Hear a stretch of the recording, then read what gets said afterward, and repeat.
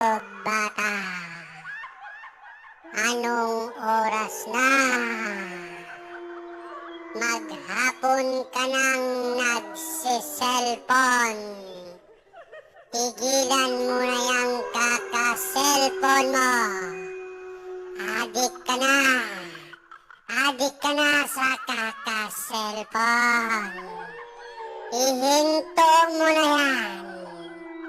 Bago pa ako mangain ng mga batang katulad mo.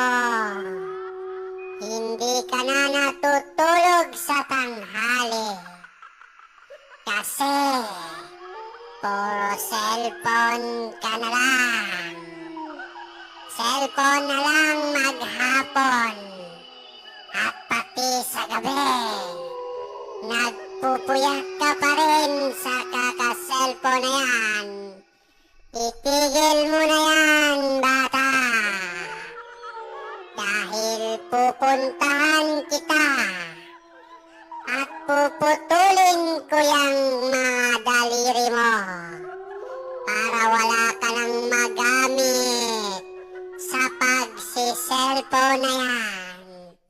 Isa-isahin kong puputulin ang mga daliri mo.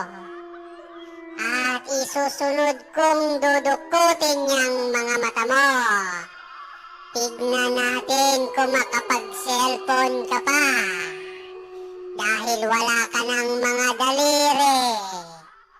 Wala ka na ring mga mata.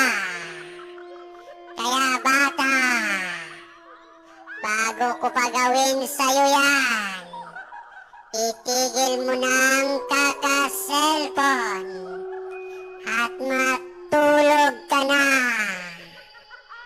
Itigil mo na yan, bata. Dahil pag hindi mo pa rin tinigil ang pagpupuyat, ay isa-isahin kong puputulin yung mga daliri mo. Kakagatin ko yan hanggang sa dumugo, hanggang sa maputol, at wala ka nang magagamit. Wala ka nang magagamit na daliri. Wala ka nang magagamit na panghawak ng cellphone. Kaya bata, itigil mo na yan. Dahil nagagalit ako.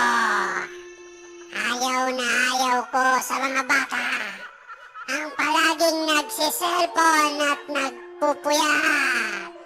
Matulog ka na. Matulog ka na, bata. Huwag nang pasaway. Huwag ka nang pasaway at matigas ang ulo. Matulog ka na. Dahil kung hindi, bata, mapipilitan akong puntahan ka at kakainin niyang mga daliri mo at dudukutin ko yung mga mata mo. Sige. Sige, bata.